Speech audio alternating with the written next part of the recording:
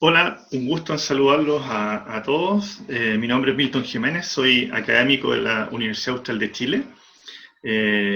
Estoy contento de participar, de ser parte del programa Explora. Agradezco desde ya la invitación de este año. Lamento, por supuesto, no estar presencialmente con ustedes, compartiendo un poco de lo que yo sé y de lo que yo hago.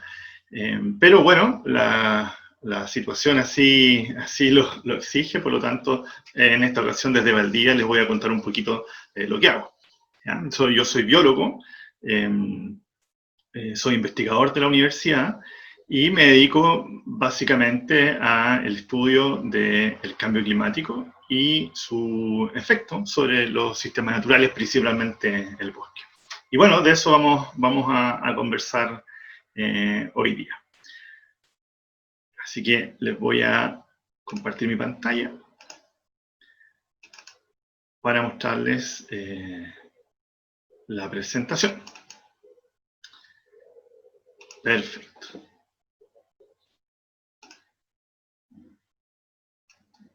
Ok. Bueno, como les decía, les quiero contar un poco sobre el cambio climático y sus impactos en sistemas naturales. Lo primero que hay que hacer es entender un poquito cómo funciona el clima primero, en condiciones normales, para luego entender cómo funciona el cambio climático.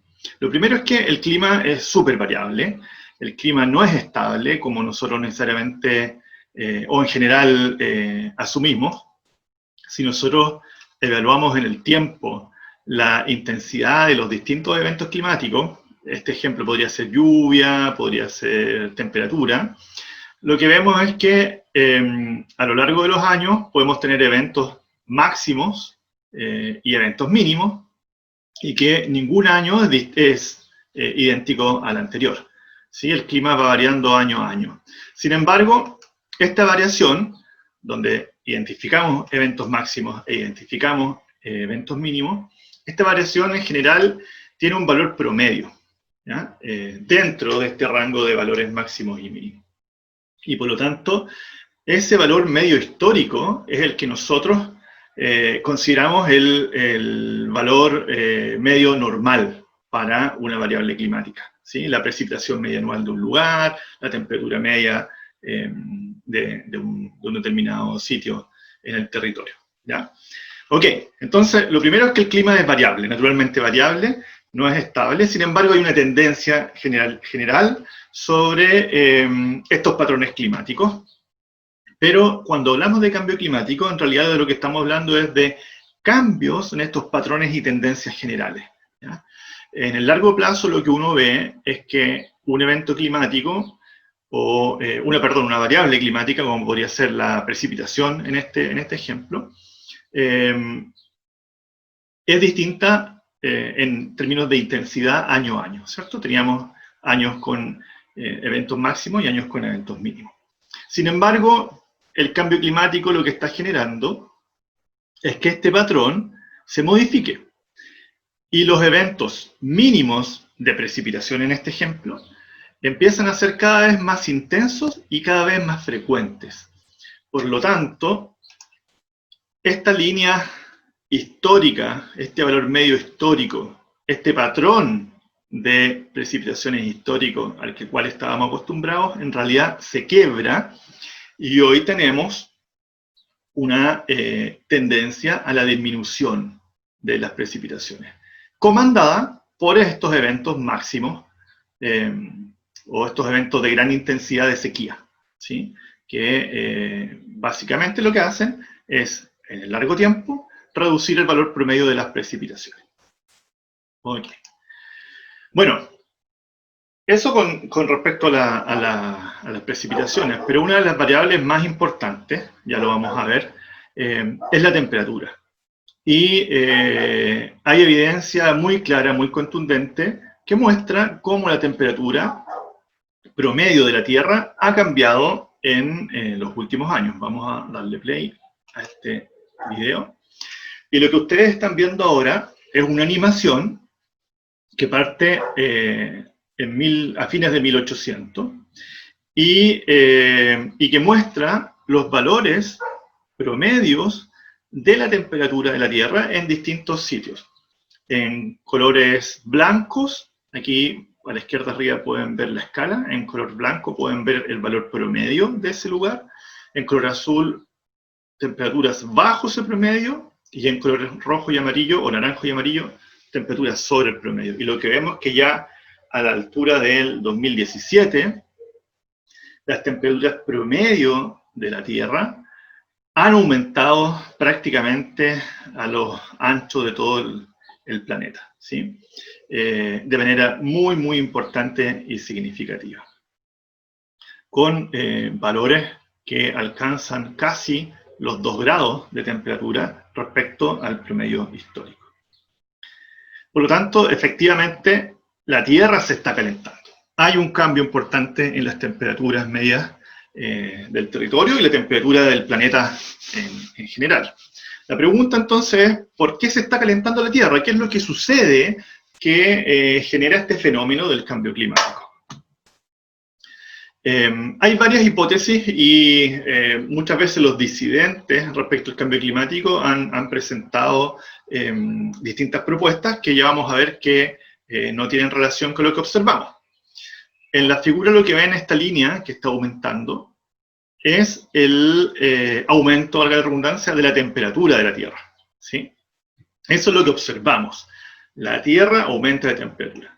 Cuando comparamos ese patrón de aumento con variables como cambios en la órbita de la Tierra, vemos que no hay ninguna relación, ¿cierto? Cuando observamos, por ejemplo, cambios en la radiación solar, ¿sí? a lo largo del tiempo, que abajo podemos ver la escala, ¿sí? de tiempo, vemos que tampoco hay una relación entre la temperatura, el aumento de la temperatura observada y la radiación solar, ni tampoco la actividad volcánica del planeta. ¿Sí? Si comparamos entonces cambios en la temperatura, cambios observados, con actividad volcánica, radiación solar o cambios en la órbita, vemos que no hay ninguna relación, ¿sí?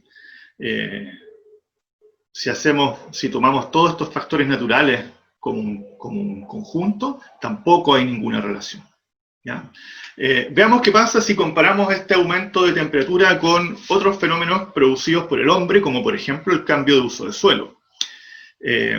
Vemos que nuevamente no existe relación entre aumento de temperatura y cambio de uso de suelo.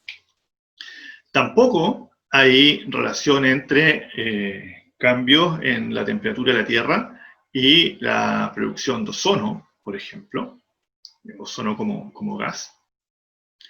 Ni la producción de aerosoles, que de hecho en los últimos años ha disminuido, ¿sí?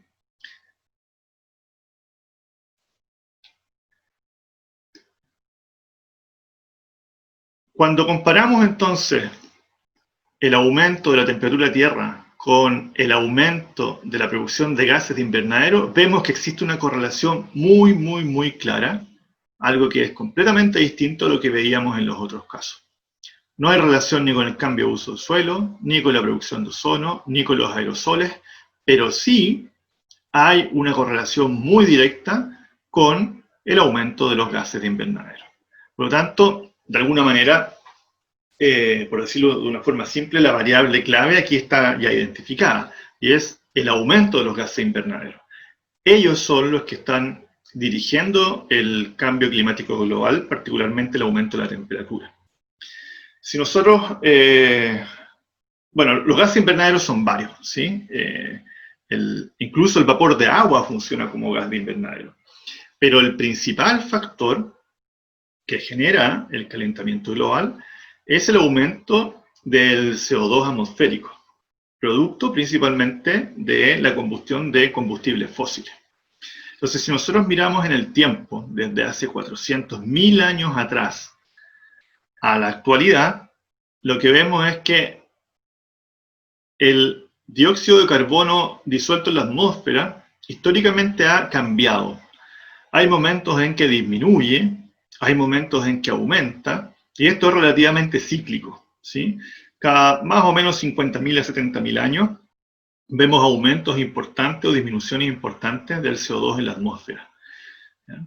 Pero nunca, nunca se había cruzado esta línea de las 300 partes por millón de CO2 en la atmósfera. Mientras que desde 1950, mediados del siglo pasado, el CO2 atmosférico empezó a crecer, a aumentar de manera significativa en la atmósfera, sobrepasando esta línea histórica y alcanzando niveles que nunca antes habíamos visto, ¿ya? Hoy día estamos cerca de los 414 partes por millón de CO2 en la atmósfera, ¿ya? Y es ese aumento de CO2 el que ha dirigido el cambio climático a través del calentamiento global. ¿Por qué? ¿Por qué es el CO2? ¿Por qué los gases invernaderos son tan importantes? Bueno, primero, en esta figura podemos ver que la Tierra tiene una atmósfera. Esa atmósfera es fundamental para la vida. Gracias a esa atmósfera recibimos luz del Sol y la Tierra se mantiene calentita, ¿ya? Porque se acumula temperatura alrededor de la Tierra gracias a esa atmósfera. Los rayos del Sol llegan a la Tierra, una buena parte se queda adentro, pero otra parte se devuelve naturalmente al espacio, ¿ya? Y ese equilibrio es muy importante, ya que mantiene la temperatura en condiciones que nosotros la requerimos para que se produzca la vida. Sin embargo, producto de la acumulación de gases de invernadero, llega radiación a la Tierra, pero gran parte de esa energía se queda almacenada alrededor de la Tierra, y por lo tanto la Tierra entonces ahora se empieza a calentar, ¿ya? Al igual que un invernadero, en una huerta en que tenemos un plástico, ¿cierto?, que evita que el calor se escape. Acá los gases de invernadero están generando exactamente el mismo efecto, y por lo tanto, como les decía, la energía que llega del Sol en gran parte se queda alrededor de la Tierra, y ya es muy poca en relación a lo que ocurría antes, la energía que se devuelve hacia el espacio. Eso genera entonces lo que nosotros llamamos efecto invernadero y calentamiento global. ¿Qué es lo que ocurre entonces? Tenemos aumento del CO2 en la atmósfera, que es lo que genera el efecto de invernadero. Al producirse el efecto invernadero, aumenta la temperatura del planeta, y a eso llamamos calentamiento global. La temperatura más alta en el planeta ahora modifica los ciclos atmosféricos, los flujos de gases en la atmósfera, entre ellos, por ejemplo, el agua y cómo se mueven las grandes masas de agua, o las grandes nubes en el fondo, alrededor de la Tierra. Y eso genera lo que hoy día conocemos como cambio climático. Por lo tanto, gases de invernadero producen el efecto invernadero, eso genera calentamiento global y por tanto la consecuencia de ello es el cambio climático.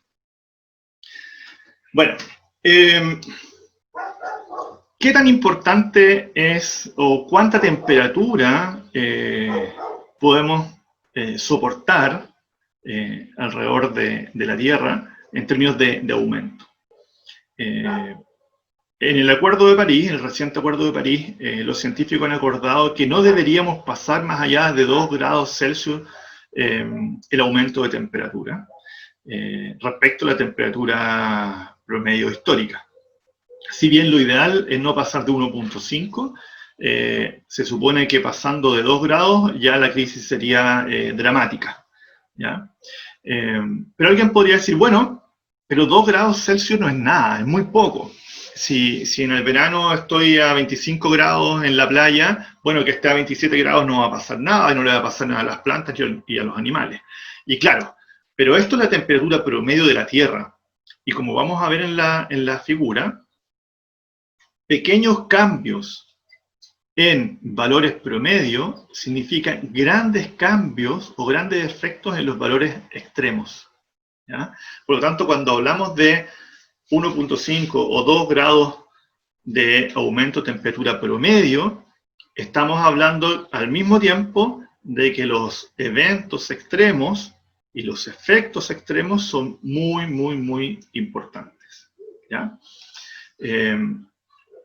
Por ejemplo, el año 2016 fue el año más caluroso, de mayor alta temperatura en la Tierra desde que se tiene registro. De hecho, 8 meses del año fueron los meses más calurosos en la historia de la Tierra, ¿sí? Incluso en Chile, bueno, esta figura lo que muestra son, en color rojo más oscuro, los récords de temperatura registrados en todo el mundo. O sea, cada cuadradito rojo significa que ahí se generó un récord de temperatura histórico. Y Chile no estuvo ajeno, ¿sí? Llegamos, recuerdo, en los Andes, por ejemplo, la zona de los Andes, por sobre los 42, 43 grados. Chillán, Linares también, sobre los 40 grados. Entonces, en 2016 se rompieron todos los récords históricos de temperatura en el planeta, producto del cambio climático.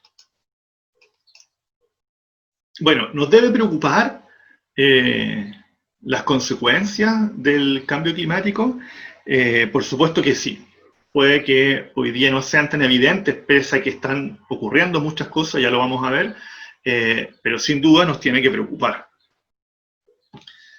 El mensaje aquí es que básicamente la vida en el planeta ya no será como la conocemos. Así de dramático. No va a ser lo mismo a lo cual estamos acostumbrados. Esto está recién partiendo. Algunos de los efectos muy conocidos y igualmente dramáticos son, por ejemplo, el cambio en los regímenes de lluvia, ¿sí? Básicamente, muchas sequías alrededor del planeta y, por otro lado, también muchas inundaciones. Como les decía al principio, los eventos climáticos extremos suelen ser más fuertes, más intensos.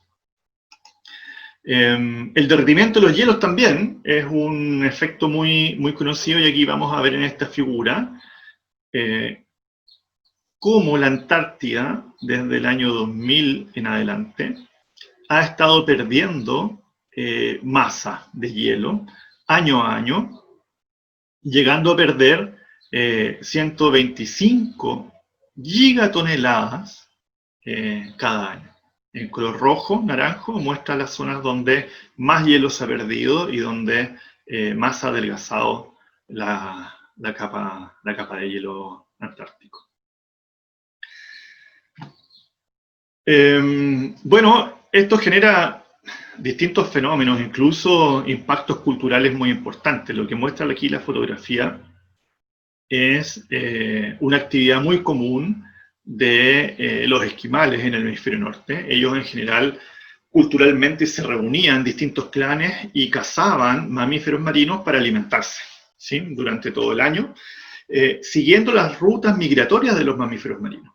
Sin embargo, en la actualidad, producto del derretimiento de los hielos, estas rutas migratorias han cambiado y ya no son las mismas. Y básicamente lo que ha pasado es que los clanes ya no se juntan para cazar, sino que cada uno está cazando lo que puede, y básicamente lo que están haciendo es venderle al otro clan. Entonces pasamos de un sistema cultural basado en cooperación a un sistema cultural y económico basado en la venta de productos de mercado. Y esto producto del cambio climático. El alza del nivel del mar, que si bien para Chile no va a ser tan importante por lo que se está evaluando, sí va a producir efectos importantes en otros lugares del mundo. Y esta alza del nivel del mar tiene que ver con el derretimiento de los hielos por un lado, y también la dilatación del agua y su volumen producto del aumento de temperatura. Hay lugares en el planeta en que el terreno tiene 50 centímetros, 1 metro sobre el nivel del mar como máximo, y por lo tanto una marejada intensa puede significar que el mar definitivamente cubra una gran extensión de terreno. Algo que sí nos está afectando en Chile y que es cada día más evidente es el retroceso de los glaciares. En la figura superior ustedes pueden ver el glaciar Grey, en la foto de la izquierda, prácticamente hasta debajo del puente, Mientras que esta foto mucho más actual, el glaciar ha retrocedido ya casi unos 200 metros. ¿Ya? Y en la figura de abajo ustedes pueden ver algo similar con el glaciar O'Higgins. ¿Sí? Y esto, en términos generales, está ocurriendo en todo el país y también en todo el mundo. Así como en algunos momentos tenemos sequías, también existen momentos de inundaciones por el aumento de la intensidad de las lluvias, pero además porque en sitios donde antiguamente o antes nevaba, las precipitaciones eran sólidas, hoy día producto del aumento de temperatura, esas precipitaciones ya son líquidas y en forma de lluvia, y por lo tanto los terrenos que no estaban acostumbrados a recibir agua líquida, hoy día simplemente no son capaces de absorber esos volúmenes de agua, produciendo grandes flujos de agua cerro abajo, las cuencas, desbordando los ríos, inundando a la población. En ese mismo sentido, en el norte de Chile lo que hemos visto es que para lo que llamamos el invierno altiplánico, en el norte, si antes nevaba en la cordillera, hoy día llueve, y llueve con mucha intensidad, por periodos cortos del tiempo, pero grandes volúmenes, y eso significa que terrenos que no tienen vegetación, porque el resto ya están secos, básicamente ceden a esos grandes volúmenes de agua y se deslizan territorio abajo, produciendo estos aluviones que, por supuesto, generan grandes daños y pérdidas de vida. Un fenómeno global son las migraciones. Hoy día hablamos incluso de los refugiados climáticos. En la fotografía vemos niñas que pastorean cabras en Somalia y que han debido desplazarse producto de las sequías.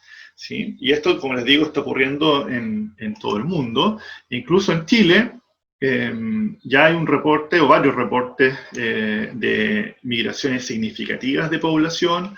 Por ejemplo, en la zona de Montepatria, en Coquimbo, cerca de un 15% de la población, principalmente jóvenes, ya está emigrando producto de la sequía, ya que las tierras que antes eran productivas, hoy día no lo son, y por lo tanto hay falta de trabajo. Se calcula que en esta zona se han perdido cerca de 2.000 hectáreas productivas a consecuencia de la sequía. Otro fenómeno masivo, muy impresionante, es la mortalidad masiva de árboles. Como vemos en la fotografía, grandes territorios, cientos de hectáreas en distintos países del mundo presentan estos eventos de mortalidad masiva, donde los árboles simplemente se mueren producto de la sequía o por el ataque de plagas, ya que están muy débiles a consecuencia de la sequía.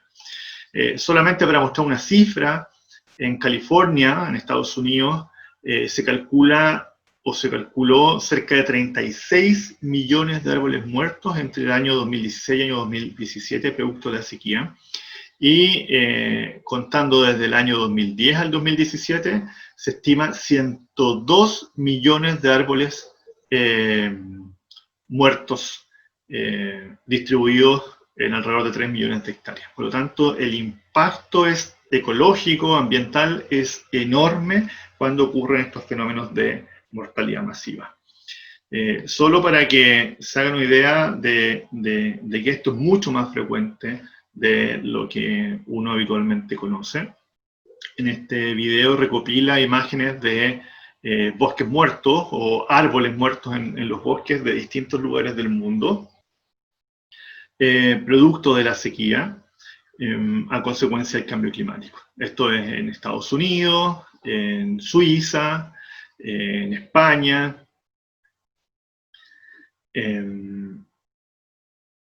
Hablamos de grandes territorios o extensiones de territorio y de distintas especies, desde pinos, especies como abedules, robles, distintos grupos, digamos, taxonómicos se ven afectados.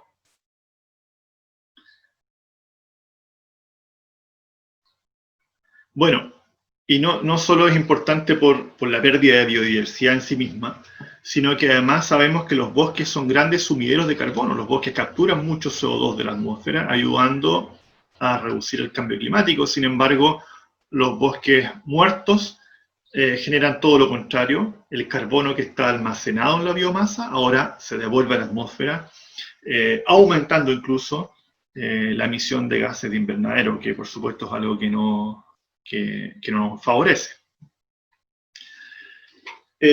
Bueno, ustedes lo han visto seguramente en las noticias, por todo el mundo ha ocurrido un incremento importantísimo de los incendios con los impactos ambientales, económicos que eso significa, principalmente porque los terrenos están más secos, porque hay más árboles muertos que están secos y por lo tanto hay más biomasa para quemar, hay menos precipitaciones, las temperaturas están más altas, todo se confabula para generar estos mega incendios que destruyen grandes extensiones.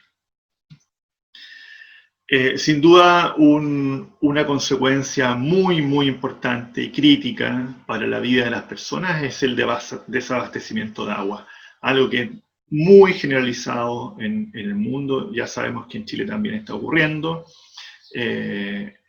Esta escena de personas repartiendo agua a través de camiones aljibe es cada vez más frecuente, incluso en lugares donde históricamente ha habido vertientes, ríos y agua en abundancia.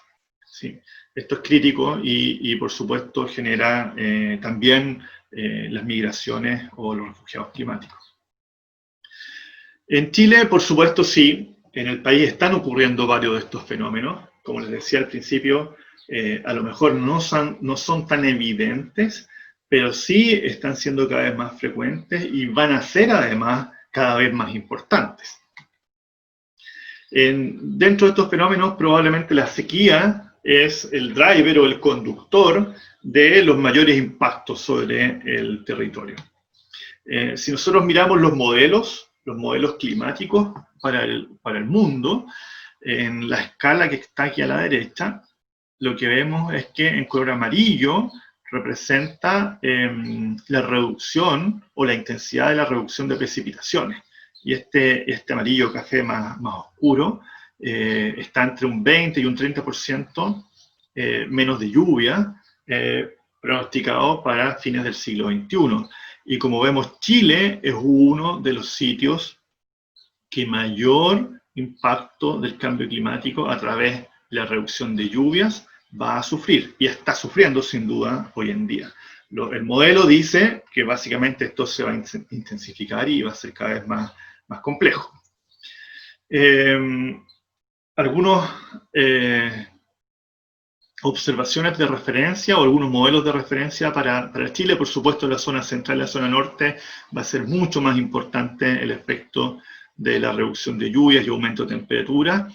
Y si bien en Patagonia esto va a ocurrir, probablemente no va a ser tan intenso, ¿ya? Como en la zona central y zona norte de Chile. Sin embargo, eso no quiere decir que sus impactos no vayan a ser importantes, porque a diferencia, por ejemplo, de la vegetación de la zona central, la vegetación de la zona de la Patagonia no está adaptada a estos cambios ambientales de gran magnitud. Por el contrario, la vegetación de la zona central está adaptada a veranos súper secos, por lo tanto son especies que en general toleran la sequía. Probablemente acá en el sur, pequeños cambios en el clima podrían transformarse en importantes impactos sobre la biodiversidad, producto de que las especies en el sur no están adaptadas a estas variaciones climáticas. ¿Ya? Eso, por supuesto, falta mucho por conocer, hay que investigarlo, son hipótesis, podría efectivamente no ocurrir así. Pero en términos generales, se espera que haya un impacto importante. Ustedes ya lo están viviendo, por ejemplo, principalmente a través del derretimiento de los hielos y el impacto que eso podría generar en el turismo, ¿no? Dentro de lo observado, el informe del 2015 del CR2, el CR2 es el Centro de Ciencia del Clima y la Resiliencia, es un centro de investigación formado por distintas universidades, entre ellos la Universidad Austral también. Este informe país mostraba cómo la sequía había durado y estaba siendo cada vez más importante en la zona central de Chile. Las consecuencias de esa sequía, por supuesto, fue el aumento significativo y catastrófico de los incendios forestales y el hecho de que muchas comunas tuvieron que declararse en emergencia y por tanto destinar importantísimos fondos para repartir agua a las personas en camiones aljibes. La región del Biobío destinó 18.000 millones de pesos en ese periodo solamente en repartir agua. ¿Sí? Estamos hablando de montos tremendamente significativos. Otro aspecto sobre el territorio chileno tiene que ver con la generación de daño, de muerte, pero principalmente daño del follaje a las araucarias. Ustedes saben que araucaria es una especie que tiene un ambiente muy particular en la montaña, bien restringido, y en los últimos años lo que se observó es que las hojas y las ramas se empezaron a secar. CONAF identificó algunos insectos, ácaros, hongos, patógenos que estaban atacando a la araucaria. Se hicieron varios estudios y lo que nosotros determinamos en nuestro laboratorio con nuestros estudios básicamente es que el araucaria estaba sufriendo un deterioro de su fisiología, producto de los casi 6 años de sequía que estaban sufriendo sus poblaciones. Ese deterioro fisiológico, que es conocido en el mundo como régimen de hambre o carbon starvation, significa que, producto de la sequía, la araucaria prácticamente no hace fotosíntesis, hace muy poca fotosíntesis, y por lo tanto no tiene energía, por decirlo de manera simple, no produce carbohidratos, que es el producto de la fotosíntesis, y al no tener carbohidratos, no es capaz entonces de producir defensas y defenderse de los insectos patógenos y por lo tanto sufre este daño foliar por ataque de insectos. ¿Sí? Básicamente lo que ocurre es que Araucaria no puede o no podía realizar sus funciones básicas como es defenderse de herbívoros y por lo tanto está siendo fuertemente atacada. También nosotros identificamos, producto de la sequía del año 2015, que fue la sequía más intensa de los últimos 50 años en la región de los ríos, probablemente el primer evento de mortalidad masiva en Chile. Y esto se veía más o menos así. Estos son coihues en la cuenca de Panguipulli, coihues secos durante ese verano, completamente secos. Acá también vemos... aquí hay coihues también, si no me equivoco. Acá probablemente no se ve muy bien en la imagen, pero aquí hay un manchón de árboles secos y ahí habían varias especies, habían ulmos, había notros, dentro de lo que recuerdo en este momento. Acá también esta foto, por ejemplo, la de la izquierda, yo la recibí por Twitter. Algunas personas me preguntaban, bueno, ¿qué pasa que el otoño llegó tan temprano? Estamos en febrero y llegó el otoño, los árboles están perdiendo las hojas. En realidad no era el otoño que había llegado, sino que lo que estaba ocurriendo era que los árboles simplemente se estaban secando. ¿Sí? Estos son otros también, coihues, robles, muchos de esos árboles rebrotaron, pero muchos también se murieron. Y solamente para ejemplificar, en este gráfico mostramos el nivel de daño que sufrieron esos árboles producto de la sequía y muchas especies sufrieron daño, pero de distinta magnitud. Esto nos dice que no todos los árboles van a ser afectados de la misma manera y por lo tanto hay algunas especies que deberían ser prioritarias respecto a otras, si es que nos interesa, por ejemplo, estudiarlas o generar algún sistema o alguna condición de protección. Bueno, el tema aquí es cómo nosotros, como país, enfrentamos un desafío tan grande como el cambio climático.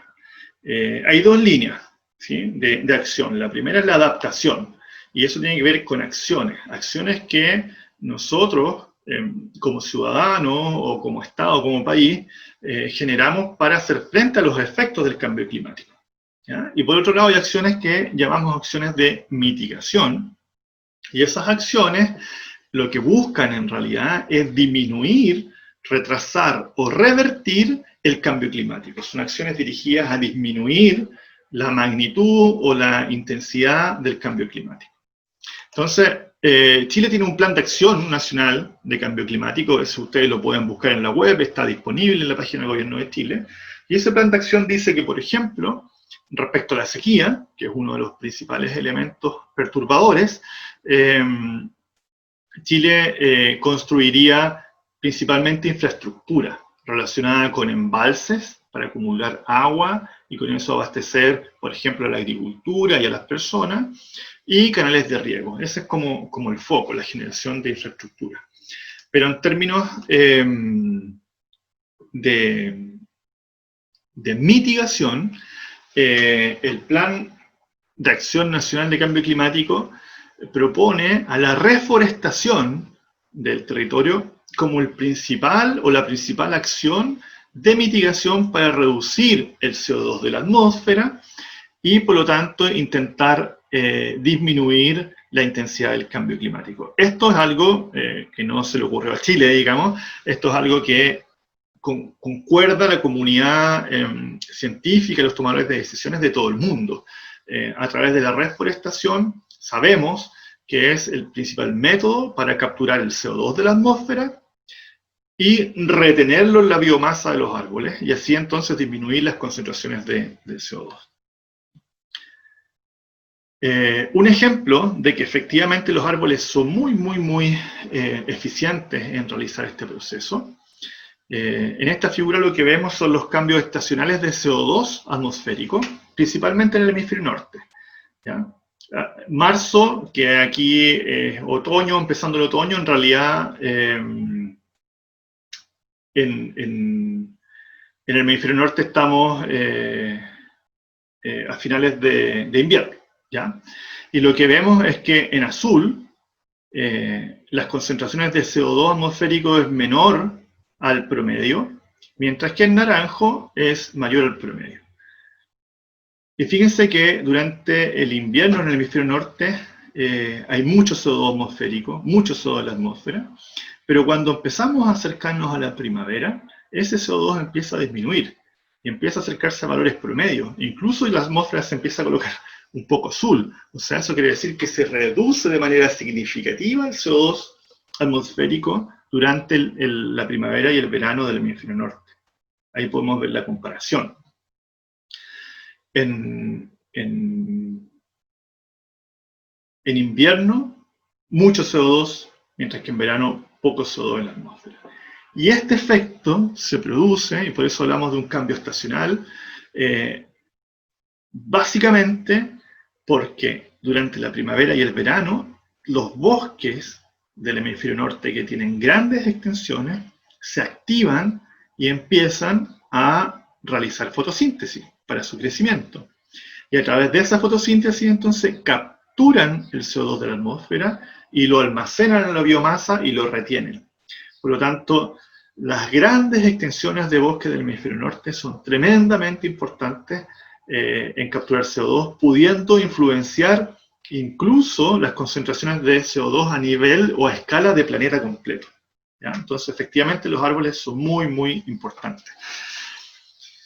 En esta figura lo que vemos es el ciclo del carbono, y podemos ver en este sector de la izquierda en que los bosques, la vegetación en general, almacena gran cantidad de carbono, 610 gigatoneladas más o menos al año, y también el suelo, ¿sí? Una gran proporción del carbono almacenado en los bosques se almacena en el suelo. Y aquí la gracia no es solo capturar el CO2, sino que además es retenerlo para que no vuelva a llegar a la atmósfera. Entonces la idea es tomar el CO2 de la atmósfera, capturarlo, retenerlo, que no vuelva a la atmósfera, ¿sí? hay que secuestrarlo. Ese es el objetivo de la reforestación. Sin embargo, hoy día hay una discusión, un poco artificial, pero discusión al fin, que dice que, o que propone, que estas reforestaciones deberían ser con especies comerciales de rápido crecimiento, pino y eucaliptus, dado que eso, además de capturar CO2, permite generar dinamismo económico. Bueno, yo les voy a mostrar que en realidad es una muy mala idea, que en realidad las plantaciones forestales no retienen el CO2. Si bien lo capturan, no lo retienen. En un bosque natural, en el tiempo, este bosque, a partir de la sucesión ecológica, va generando vegetación cada vez más madura y llegamos al nivel del clímax del bosque, un bosque adulto, maduro, ¿cierto? Y ese bosque se mantiene en el tiempo por mucho, mucho tiempo. Por lo tanto, el CO2 que captura a través de su crecimiento, ese carbono se almacena, se retiene en esa biomasa y se retiene en el suelo y nunca más vuelve a la atmósfera, o al menos puede estar capturado ahí por cientos o hasta miles de años, ¿ya? Mientras que en las plantaciones forestales esto no ocurre, porque lo que tenemos es que cada cierto tiempo hay una cosecha. Y ese CO2 que fue capturado por los árboles, ahora se libera, ¿sí? Se libera después de esa cosecha porque, por ejemplo, se utiliza para la pulpa de celulosa y en ese proceso industrial hay liberación de CO2. Un alto porcentaje del carbono almacenado es liberado nuevamente a la atmósfera. Entonces lo que tenemos son ciclos de captura, pero no de retención, porque capturamos y liberamos. Capturamos y liberamos, capturamos y liberamos. Por lo tanto, las plantaciones no nos sirven para estos fines de retener el CO2 en la biomasa, producto de la destrucción del suelo, todo el CO2 que está, o gran parte del CO2 que estaba en el suelo almacenado, ahora queda expuesto al sol, y la actividad microbiana a través de la respiración vuelve a liberar ese CO2 a la atmósfera y por supuesto, como yo les mencionaba, a través de los múltiples procesos industriales. Se calcula, para que se hagan una idea, que las plantaciones de pino radiata, por ejemplo, en Sudáfrica, solamente son capaces de retener el 17% del CO2 almacenado luego de la cosecha. Es decir, más del 80% del CO2 se devuelve a la atmósfera.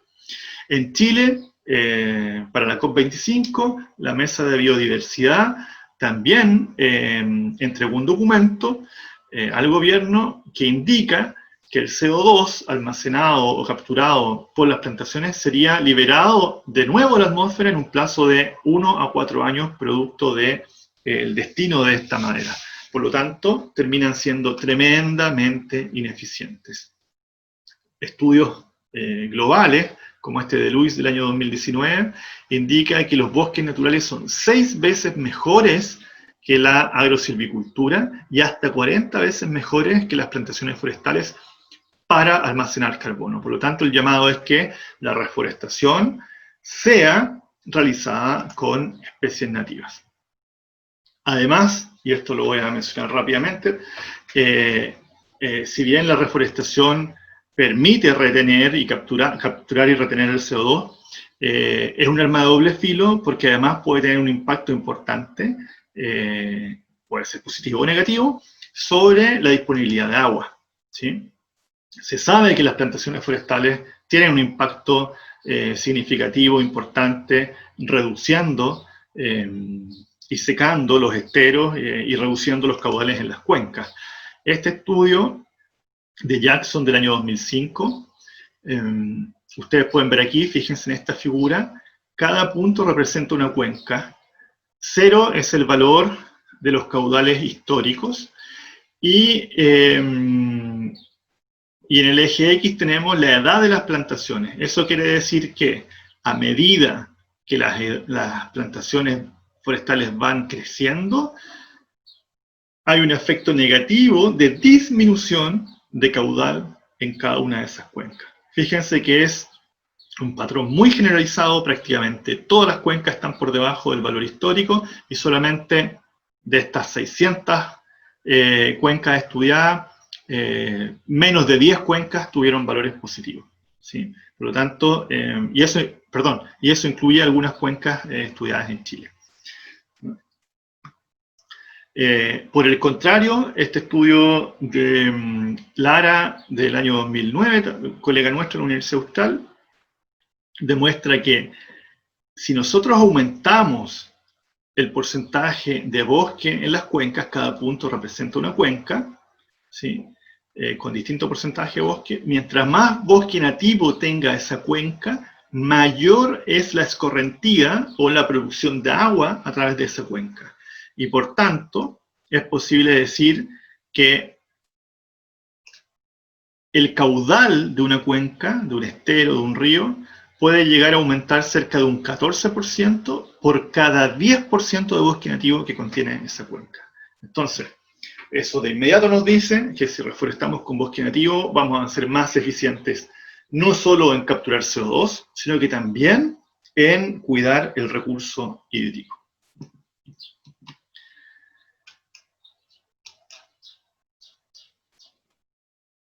Entonces, algunos mensajes que les quiero dejar a partir de esta información que les he ido entregando, y es que, por un lado, Chile está generando acciones de mitigación frente al cambio climático, pero hasta el día de hoy no hay claridad si esas acciones de mitigación van a ser enfocadas a las plantaciones forestales o no.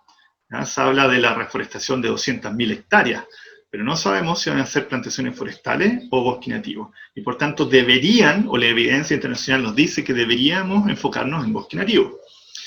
El abastecimiento de agua, que si bien depende del cambio climático en cierta medida porque llueve menos, también depende de manera importante de lo que pasa en los sistemas naturales. No es lo mismo que yo tenga una cuenca forestada con bosque nativo o con plantaciones, ¿sí? Por lo tanto, estos sistemas naturales que aseguran de alguna manera la provisión de agua deberían ser también manejados o protegidos.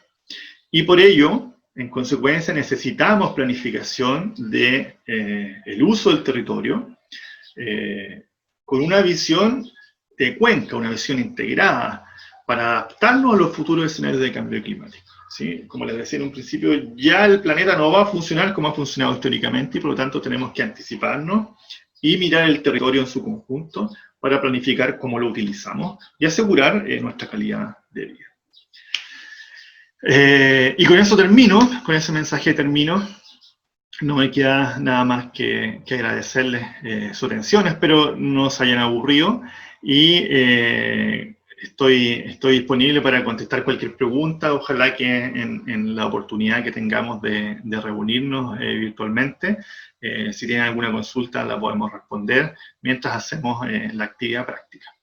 Así que nada más que despedirme, nuevamente agradecer por la invitación y espero que al menos hayan entretenido un poco con lo que les conté hoy día.